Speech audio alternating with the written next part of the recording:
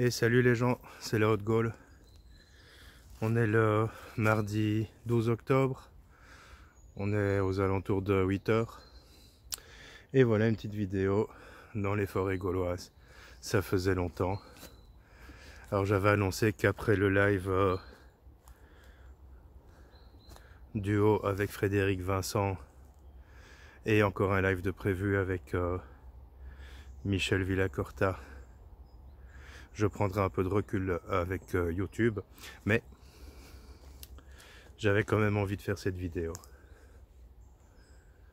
Il fait beau. Enfin, il fait beau. Il fait automne et moi j'aime bien l'automne. Rupture de normalité et que nous réserve 2022. Alors je précise. Je suis pas Dieu. Je peux me planter. Je peux avoir des visions qui vont être interprétées pour certaines. Des rêves que eux, je n'interprète pas. Des informations que je reçois. De manière générale, il y a une certaine fiabilité sur mes ressentis, mes pressentis. Et donc voilà. Alors pour résumer, 2022 va être l'année de la faim, F-A-I-M, ou famine si tu préfères, mais pas sous son aspect famine, c'est-à-dire que tout le monde n'aura pas faim. Il y a des pays où règne la famine et là tout le monde a faim. Ici, tout le monde n'aura pas faim. Néanmoins, ce sera pour certains la faim. L'année des insectes, l'année de la foi, et dans certains coins du monde, l'année de la révolte et l'année de la chute de pas mal de gouvernements. Ça sent l'humus, ça sent les sous-bois, ça sent les champignons qui sont occupés à pousser, à se demander s'ils sont hallucinogènes ou pas, ceux-là. Bref, ça permettra à certains de rebondir sur mes propos en me disant que j'en ai peut-être trop mangé, des champignons hallucinogènes. J'aime bien cette partie-ci. Elle est un petit peu tortueuse. Bref. 2022 va être une année assez difficile. Et en fait, très paradoxalement, elle ne le sera pas pour tout le monde. Pourquoi? Parce que chacun crée son monde en fonction de sa propre vision du monde, en fonction de sa réalité, comme on dit. Et donc certains verront le côté difficile alors que d'autres verront toujours le positif en tout. Il est évident que ce que nous vivons est historique, ou du moins pour nous, parce que nous appartenons pour la plupart à une génération qui n'a pas vraiment connu de grands conflits, ou en tout cas pas proche de lui, pas proche d'eux. Nous vivons pour la plupart dans un monde qui nous a offert beaucoup de choses et qui nous en offre encore pas mal. Et donc inévitablement, l'année va être difficile pour qui se raccroche à son confort. Alors quelqu'un avait rebondi sur la vidéo avec Frédéric Vincent en disant que tout le monde n'avait pas le confort, certes, tout le monde n'a pas le confort. Mais nous l'avons pour la plupart. Déjà le confort d'avoir un toit, d'avoir à manger, si pas forcément très sain, au moins régulièrement, et d'avoir la possibilité de bénéficier d'outils tels qu'Internet, etc. Ça fait partie du confort. Alors je sais, tout le monde n'est pas logé à la même enseigne, j'ai pas besoin de la leçon là-dessus. Je suis bien placé pour le savoir. En 2022, nous allons vivre des pénuries. J'avais prévenu en avril 2020, je crois. Nous allons vivre des pénuries à cette époque-là, beaucoup m'ont rigolé au nez. Et aujourd'hui, malheureusement, ça se précise. Alors parmi les pénuries qu'on va vivre, il est important de noter qu'on ne parle pas que de pénurie de nourriture. On parle de pénurie de matériel, probablement de pénurie d'énergie, on parle aussi de pénurie d'alimentation, effectivement. On parle de beaucoup de formes et de variétés de pénuries. Quand on parle de faire des stocks, il n'y a pas que le PQ, il n'y a pas que la bouffe. Faire des stocks de vêtements chauds, des stocks de mazout pour qui c'est possible, des stocks d'essence éventuellement. Parce que là aussi, il va y avoir pas mal de problématiques. Inflation, pénurie, chute du système financier, mais partiellement, pas totalement. Certains diront que c'est pour le grand reset, mais il n'en reste pas moins que ça arrivera. 2022 va être une année où les insectes vont être très présents. Parfois sous forme invasive, ou plutôt d'invasion. Parfois des insectes qui normalement n'auraient plus leur place à certaines saisons qui malgré tout persisteront. Alors ça commence déjà petit à petit. 2022 va aussi être une année où la politique va être excessivement exposée, mais pas forcément bien exposée. Alors vous allez me dire, ouais, mais c'est un peu le cas, la politique n'est pas forcément toujours bien exposée, cependant, la propagande d'État fait que souvent, il l'expose bien, malgré le fait qu'elle ne le soit pas bien, la politique. L'année de la foi où en fait certaines personnes auront besoin de se retourner vers, entre guillemets, pas forcément un sauveur, mais entre guillemets une puissance supérieure. Et beaucoup retrouveront une certaine forme de foi, parce que ce sera le seul rempart en fait à ce que nous allons vivre. Alors attention, je vais mesurer mes propos. J'ai reçu comme information il y a quelques jours, c'était la semaine passée ou il y a 2 semaines à peu près, qu'il ne faudra pas s'inquiéter outre mesure. C'est-à-dire que si révolte il y en aura, pas dans tous les pays, mais il y en aura. Si révolte il y a, ce ne sera pas contre les humains, ce sera contre les politiques. D'autre part, je n'incite pas à la révolte, évidemment. D'autre part, si révolte il y aura toujours des petits groupes un peu parallèles qui vont essayer de faire leur loi, mais il n'y aura pas forcément à devoir quitter sa maison en pleine nuit, comme le disent certains alerteurs. Il n'y aura pas forcément à devoir marcher des nuits et des nuits. Pas à ce moment-là, en tout cas, peut-être plus tard, mais je n'ai pas encore reçu l'info à ce niveau-là. On me demandait l'autre jour s'il est important de faire un sac de survie. J'ai envie de dire, peut-être que c'est quelque chose à faire parce que il n'y a pas que des problèmes de révolte qui peuvent survenir. Il peut y avoir des incendies, des inondations qui font que soudainement tu dois quitter ta maison. Avoir un sac avec quelques affaires et des papiers n'est jamais quelque chose d'absurde ou d'inutile. 2022 va aussi être une année difficile parce que je parlais de la dualité qui s'installe de plus en plus. Ça va être une dualité très forte dans les familles, beaucoup d'opposition, beaucoup de conflits d'opinion, beaucoup de conflits d'intérêts parfois aussi. Ça va être une année où on aura le sentiment de ne plus trouver sa place, où on aura le sentiment de ne pas être écouté aussi. Que ce soit dans le camp pour, tout comme dans le camp contre, on aura le sentiment de ne pas être écouté. Ce sera une année où pas mal d'agressivité va remonter chez les gens. Un petit peu à cause de la peur, mais cette peur, même si elle est fondée, aura peut-être tendance à échauffer les esprits.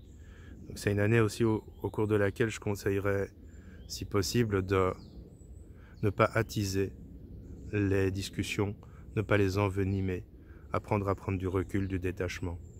Paradoxalement, ce sera aussi une année d'opportunité et de création.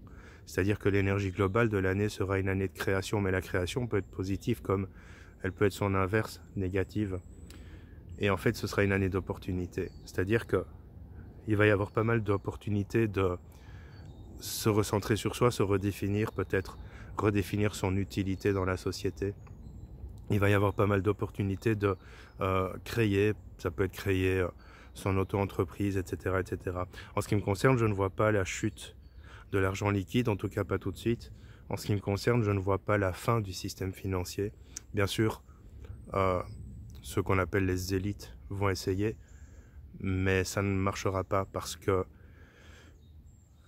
il leur sert aussi ce système financier. Et ça, c'est quelque chose à ne jamais oublier. C'est-à-dire que quand on voit la fausse information des Pandora Papers, de la fraude fiscale, etc., c'est parce qu'il y a encore la possibilité d'avoir de l'argent liquide que certaines fuites sont possibles, et c'est parce qu'il y a la possibilité d'avoir des comptes cachés que ces fuites sont possibles. Ce qui ne sera plus le cas avec des monnaies virtuelles ou numériques. Ce sera aussi une année au cours de laquelle la nature va être très active. Je le disais il y a à peu près un an, il y a même plus qu'un an, en entrant dans la crise, que on n'en était qu'à l'apéro. On venait à peine d'ouvrir le paquet de chips.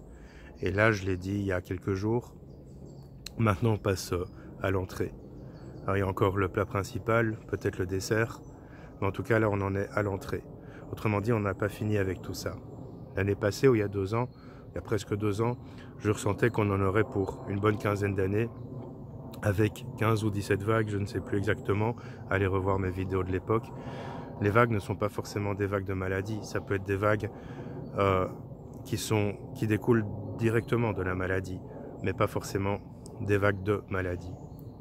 Je vois encore l'émergence de maladies qui touchent le système nerveux des gens en lien avec les animaux d'élevage. Il y en a eu quelques-uns, il y a eu quelques cas, mais ça n'a pas encore fait grand bruit, ou en tout cas, ce n'était peut-être que le début. En ce qui me concerne, il va repasser l'autre en mai, en France. Je vois pas trop Zemmour, je le sens pas. Alors, il bénéficie du même battage médiatique que Macron à l'époque, mais je le sens pas, j'ai l'impression que c'est plus ou moins une manière de contrôler, entre guillemets, l'opposition. Je peux me tromper, j'insiste, mais j'ai toujours ce ressenti comme quoi il va repasser en mai, en force, surtout, en force. Et ça, c'est important de le noter. En fait, jusqu'à ce qu'il y ait les élections en France, ça va de nouveau se calmer, enfin se calmer. Tout est relatif, mais ça va pas être encore le grand ramdam. Ce n'est qu'après que ça va commencer.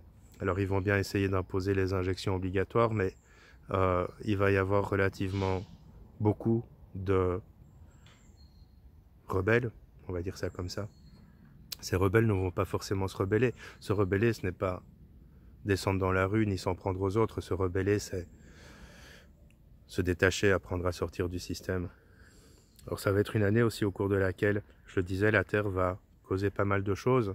L'eau, le feu, les glissements de terrain, les séismes qui commencent. Je voyais le réveil des volcans, je crois en 2016 ou 2017. Ça a pris un peu de temps, mais ça commence vraiment. C'est pas forcément des cycles habituels. C'est-à-dire que les volcans qui se réveillent là, il y en a qui se réveillent tout le temps, qui rentrent régulièrement en éruption, mais là on sort un petit peu des cycles habituels. La Terre, elle va aussi s'exprimer. C'est-à-dire qu'elle va produire moins. Elle va proposer des productions qui seront probablement partiellement, pas totalement, mais non viables. Je voyais tout à l'heure le Canada. En étant dans la voiture, je me dis tiens, il y a quelque chose au Canada. Au Canada, je ressentais le feu. Alors ne vous inquiétez pas, si vous habitez au Canada, ce n'est pas forcément tout le Canada. Ce n'est pas forcément les villes non plus. Mais je ressentais le feu. Alors le feu, il est symbolique, ça peut être la purification, tout comme ça peut être effectivement le feu, les feux de forêt et ce genre de choses. Je ressentais aussi la Suisse qui allait très étonnamment se réveiller. On dit souvent par cliché que les Suisses sont un peuple neutre et apathique, mais en réalité, ça fait partie des populations qui vont aussi aider et contribuer à changer les choses. En réalité, tout ce qu'on est occupé à vivre, ce sera un effet domino, c'est-à-dire que certains gouvernements installent des choses et quand ça fonctionne, ben ça s'installe petit à petit dans d'autres gouvernements. Vous savez que quelques pays ont commencé à refuser totalement certaines marques d'injection et en fait, ces pays-là vont aussi être les précurseurs de changement. Ça va être une année où il va falloir s'accrocher financièrement, ça va être difficile. Je le disais beaucoup dans les études que me réserve 2022 que j'ai faites aux gens, ça va être une année où les investissements ne seront pas favorisés, une année au cours de laquelle je conseille de garder ce qu'il faut sur votre compte pour pouvoir payer vos frais courants et d'extraire le reste, si possible, si c'est dans vos possibilités d'acquérir encore quelques métaux précieux. Ça va être une année où financièrement ça va être difficile. Ça va être difficile parce que la peur fera que certains métiers ne seront plus sollicités. La peur fera que certains métiers risquent de vivre difficilement l'année prochaine. Je pense surtout aux métiers qui ne concernent pas forcément l'humain. D'autre part, ça va être une année aussi au cours de laquelle le système boursier va être complètement mis en péril, va presque être à la dérive. Et donc si vous avez des investissements aujourd'hui, je ne suis pas un spécialiste là-dedans, c'est des infos que je transmets, vérifiez effectivement avec des spécialistes si c'est juste ou pas juste. Mais par rapport aux infos que j'ai reçues, si vous avez aujourd'hui des investissements, il va être doucement temps d'en sortir. Je parlais sur mon dernier live avec Frédéric Vincent d'une rupture de normalité imminente sous cette semaine. Ce live a été fait le samedi 9 octobre, donc sous cette semaine, on arrive plus ou moins à fin novembre, début décembre. On est déjà dans une rupture de normalité. Mais dans cette rupture de normalité va survenir une autre rupture de normalité qui va, elle, être reliée à tout ce qui est alimentaire, pénurie, inflation, système financier, etc., etc. Dans la dynamique de vie actuelle, il est important de prendre note que tout ce que nous vivons est relatif au changement que notre société doit vivre. Je le disais dans certains lives, mais l'effondrement ne se produit jamais en un jour. La chute de Rome n'a jamais eu lieu en un jour. La chute de l'Égypte antique n'a jamais eu lieu en un jour. Certaines civilisations ont disparu, certes du jour au lendemain, mais parce que ce processus de chute était en cours depuis très longtemps. Sauf qu'ici, c'est pour ce qu'on appelle un changement de paradigme. Je n'aime pas trop ce mot, mais voilà, cette chute, c'est pour ce qu'on appelle un changement de paradigme.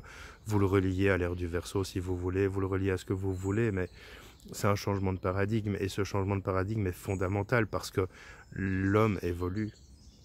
Et l'homme évoluant, tout ce qui est matière, petit à petit, il va s'en détacher. Et s'en détachant, il va aller vers des rapports humains beaucoup plus cordiaux, vers une reliance à la nature, vers tout ce qui lui permettra en fait de se sentir vraiment exister et surtout de se sentir utile, d'avoir du sens dans sa vie. Parallèlement, ça va être une année où ce qui va être difficile aussi, c'est de garder la force mentale d'abord et surtout. Alors ce ne sera pas toute l'année évidemment, il y aura des périodes plus propices que d'autres, il y aura des périodes idéales, il y aura des périodes un peu plus difficiles. Ça va être sur la continuité de ce qu'on vit depuis 2020, voire depuis 2019, voire depuis 2008, mais il n'en reste pas moins que dans cette continuité, il y aura des périodes plus difficiles que d'autres. Certains disent de quitter les villes, je dis pas que c'est un mauvais conseil dans le sens où on est toujours mieux à la campagne, mais il n'en reste pas moins que c'est pas possible pour tout le monde de quitter les villes. Il n'en reste pas moins aussi que dans les villes, il y a encore à certains endroits moyen de se réfugier si besoin, même si j'insiste très fort là-dessus, je ne sens pas le besoin de se réfugier, en tout cas pas par rapport aux événements qui vont survenir. Je parlais de la chute des gouvernements, ils se tirent des balles dans le pied. C'est-à-dire que la chute viendra d'abord par le fait qu'ils se tirent des balles dans le pied, puis parce que les peuples vont petit à petit rejeter le système électoral, rejeter le système gouvernemental. Je perçois aussi, mais je ne sais pas si c'est pour 2022, peut-être un peu plus tard, que les gouvernements vont éprouver beaucoup de difficultés à assumer leurs obligations financières aussi envers par exemple, les personnes qui bénéficient de revenus de remplacement ou ce genre de choses. Les États sont tous en faillite, mais est-ce que c'est parce que le système financier s'effondre ou est-ce que c'est parce que finalement ils ne savent pas gérer cet argent? Quand tu réfléchis, on est nous en Belgique dans un pays d'11-12 millions d'habitants, on entretient toute une monarchie, plus des centaines de ministres, de députés. Chez vous en France, il y en a un peu moins, mais il y en a quand même beaucoup. Et il n'en reste pas moins que tout ça, il faut le payer. Et à un moment ou à un autre, moins les gens travaillent, moins ils payent d'impôts. Moins ils payent d'impôts, moins l'État reçoit de taxes. Et moins ils reçoivent de taxes. Qu'est-ce qui se passe? Moins ils ont le fonds de roulement. Et en plus, ils s'endettent. En fait, la dette, elle n'est pas anodine. Bref, je ne suis pas un spécialiste dans ce domaine-là. Ça va être l'année de la médecine, mais pas sous son aspect positif. Il va y avoir beaucoup de scandales qui vont être révélés. Ça commence petit à petit, mais ça va être de plus en plus régulier. Ça va être l'année où la médecine va être petit à petit revisitée. On va dire ça comme ça. Certains médecins vont se diriger vers des méthodes et techniques alternatives, alors que d'autres vont persister dans, je ne vais pas dire dans l'erreur, parce que voilà, il y a du bon et du mauvais à prendre dans tout, mais certains médecins vont persister dans leurs croyances. Et ça va générer aussi une dualité dans la médecine. Vous voyez, il y a certains films des films dystopiques dans lesquels il y a plusieurs sociétés. Il y a une société qui évolue et qui continue à être telle qu'elle a toujours été, et puis il y a d'autres personnes qui parallèlement construisent d'autres sociétés avec d'autres méthodes de soins, avec d'autres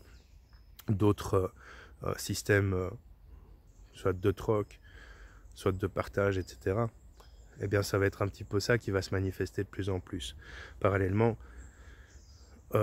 dans ces mêmes films, il y a toujours des groupes rebelles, et puis ces groupes rebelles n'ont pas forcément envie de s'en prendre au peuple, ils ont envie de s'en prendre à ce système qui les écrase. N'oubliez pas que dans les films, il y a de la programmation prédictive, et que donc on nous informe et on nous prévient de beaucoup de choses. On va être dans une année très duel, hein. Ce sera une année 6 numérologiquement, puisque 2022 ça fait 3 fois 2, donc 6. Mais le 2, c'est l'année de la dualité, c'est l'année de la dépendance aussi, c'est-à-dire que beaucoup de gens vont se raccrocher à ce qu'ils ont, ce qui ne sera pas inutile, effectivement. Beaucoup de gens vont aussi avoir le sentiment qu'ils risquent de perdre les gens qui leur sont le plus proches, pas forcément par la mort, simplement par l'opposition, par la dualité des opinions. Beaucoup de gens vont aussi partir, alors pas forcément suite aux injections, pas forcément, peut-être que oui, peut-être que non, j'en sais rien.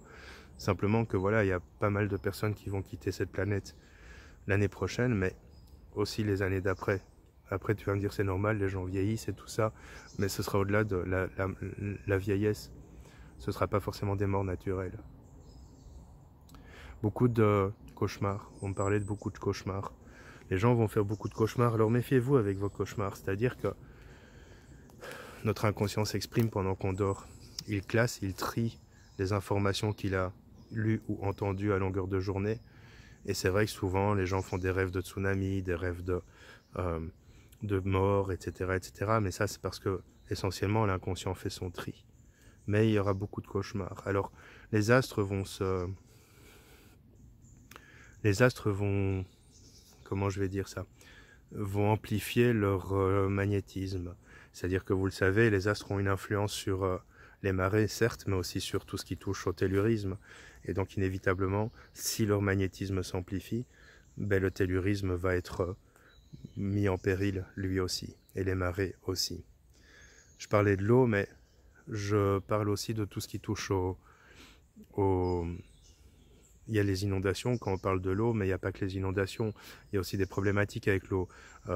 Des eaux qui peuvent être polluées, dans lesquelles il peut y avoir des substances toxiques, etc. Il va falloir faire attention avec l'eau. J'ai lu que, pour sa part, Berquet ne pouvait plus produire les filtres. Les filtres, oui, mais plus les carafes, simplement parce qu'il y a une pénurie de matières premières et que donc l'usine du Texas ne pouvait plus produire des filtres Berquet. Donc, essayez soit de trouver des filtres et de les fabriquer vous-même, il y a des tutos sur YouTube, ou soit de trouver des alternatives, mais en ce qui me concerne et d'après les retours que j'ai, Berquet reste quand même le plus efficace avec British Bakerfield, je crois. Donc voilà, ça fait partie des choses à avoir et à être indispensable. Ayez peut-être une bonbonne de gaz chez vous, ça peut être un truc utile aussi. Ayez des vêtements chauds, je vous le disais, prévoir des stocks, ce n'est pas que prévoir de la nourriture, c'est prévoir des matières utiles, de l'essence, du charbon, du mazout, du bois, prévoir éventuellement du gaz pour cuisiner, et peut-être un petit réchaud si vous n'avez pas de plaque à gaz à la maison. Prévoir des vêtements chauds, prévoir des chaussures, surtout pour vos gosses quand ils grandissent. Tu vois, nous on a une gamine qui grandit, et comme on a lu qu'il y allait avoir pénurie de chaussures, ben, inévitablement, il va falloir penser à prendre des chaussures pour quand elle sera un peu plus grande, sans pour autant prendre des chaussures jusqu'à ses 25 ans. Ça va durer en fait une certaine période, tout ça. Ça va pas durer éternellement. En fait, inévitablement, il faut qu'on passe par là, parce que ce qui n'a pas pu être réglé dans la douceur, ce qui n'a pas pu être réglé par des manifestations entre guillemets douces, je dis douces, même si les gens se font tabasser, etc., c'est pas encore des révoltes violentes ou de la guerre civile, on n'en est pas encore là, c'est dur, mais c'est un niveau inférieur de dureté, en comparaison avec des guerres civiles, etc. Et donc, ce qui n'a pas pu être réglé comme ça, et ce qui n'a pas pu être réglé par le refus, va être réglé différemment, et ce sera inévitable, inévitable. On est là-dedans, on est dans cette dynamique, on est dans cette énergie.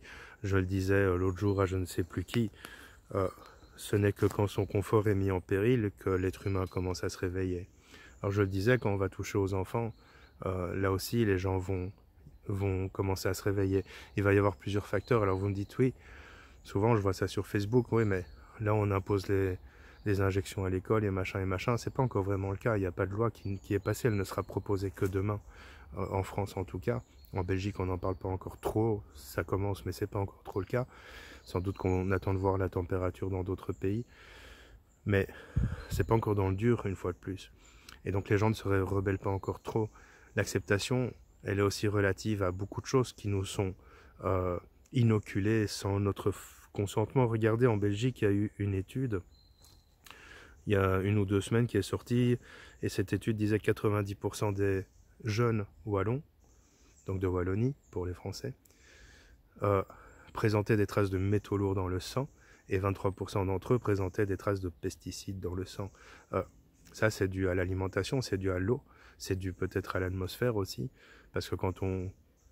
moi, je suis à la campagne, j'ai des paysans autour de moi, et donc ces paysans, ils aspergent leurs champs, ça vole aussi avec le vent, tout ce qu'ils mettent dedans, et donc on respire ça. Il n'y a pas que les chemtrails en fait, il y a beaucoup d'autres choses. Beaucoup de gens se concentrent sur les chemtrails, mais il y a beaucoup d'autres choses, et donc inévitablement tout ça, ça rend peut-être un petit peu apathique, notamment, ça crée des maladies, ça crée des problèmes respiratoires, ça crée beaucoup de problèmes, et en fait ça va être amplifié l'année prochaine, et donc inévitablement ce sera aussi une année où la maladie va être très présente.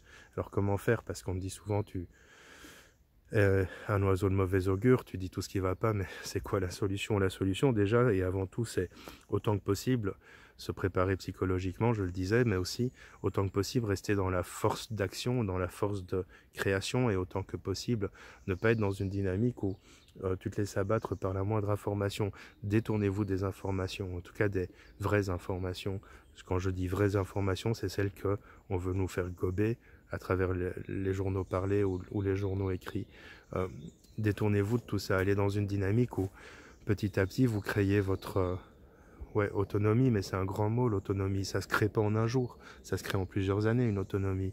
Je suis loin d'être autonome dans mon cas, mais il n'en reste pas moins que reliez-vous à des gens qui savent et à des gens qui peuvent vous transmettre leur expérience et à qui peut-être vous pourrez apporter une autre expérience. Allez dans une dynamique de création, de mouvement. Je parlais de la foi, mais la foi ne doit pas se reposer sur un sauveur. La foi, elle doit se reposer sur le fait qu'on est notre propre sauveur, et la foi doit se reposer sur le fait que quoi que l'on vive, il y a en nous cette capacité à la résilience, cette capacité à l'action, cette capacité à ne pas se laisser embrigader ni abattre. Et ça, c'est quelque chose de primordial. Au-delà de ça, j'ai fait quelques vidéos dans une playlist que j'ai appelée Préparez-vous, mais j'ai aussi désiré, souhaité partager quelques moments avec quelques personnes, comme Denis, comme Géraldine, comme Catherine, comme Noémie, comme Frédéric, qui avaient une autre vision des choses et qui avaient une autre manière d'apporter des outils. Vous savez, faire des vidéos sur YouTube, c'est pas toujours évident, parce que certains n'écoutent que la moitié, s'arrêtent à une information qu'ils n'ont pas appréciée, et soit ils partent, soit ils critiquent, c'est leur choix. Mais faire des vidéos sur YouTube, c'est aussi s'exposer, c'est aussi donner du temps. Je n'ai jamais sur 361, bientôt 362 vidéos, réclamé le moindre euro. Et je ne le ferai pas. C'est un temps que je consacre, parce que c'est une mission que j'ai. Et cette mission arrive doucement à son terme. Quand j'ai annoncé que petit à petit j'allais prendre du recul avec YouTube, c'est normal, certaines personnes essayent de me retenir. J'ai pas dit que j'allais arrêter YouTube, j'ai pas dit ça. J'ai dit je vais prendre du recul avec YouTube. J'aimerais bien prendre un peu de recul avec les réseaux sociaux. En parlant de ça, certains prévoient ou annoncent une chute des réseaux sociaux, effectivement. Mais je ne sais pas si ce sera en 2022 ou ultérieurement. Ce sera petit à petit la fin des réseaux sociaux. Mais méfiez-vous de tout ce que les gens racontent. Géraldine Garance a fait une vidéo récemment pour vous mettre en garde contre les faux prophètes. Il y en a beaucoup. Tu vas me dire, ouais, mais peut-être que toi, tu l'es aussi. Ouais, moi j'ai mis vision et prophétie, mais c'est pas pour ça que je suis un prophète. Il n'en reste pas moins que méfiez-vous, parce que pour eux c'est le business de la peur. C'est-à-dire que c'est des gens qui, plus vous avez peur, plus vous allez vous rabattre sur eux, leur formation éventuelle, etc. Et plus ils vont gagner de pognon. Ce qui n'est pas ni mon optique ni mon cas. C'est pas pour ça que je suis mieux que les autres. C'est simplement pour ça que il faut toujours le discernement. Et donc, oui, je vois des pénuries d'électricité et donc d'internet. Je vois aussi, alors je sais pas où, je crois pas que ce sera vraiment dans les pays tels que la Belgique, la France, même si ça pourrait être ponctuel, mais il n'en reste pas moins que il faut juste trouver un équilibre.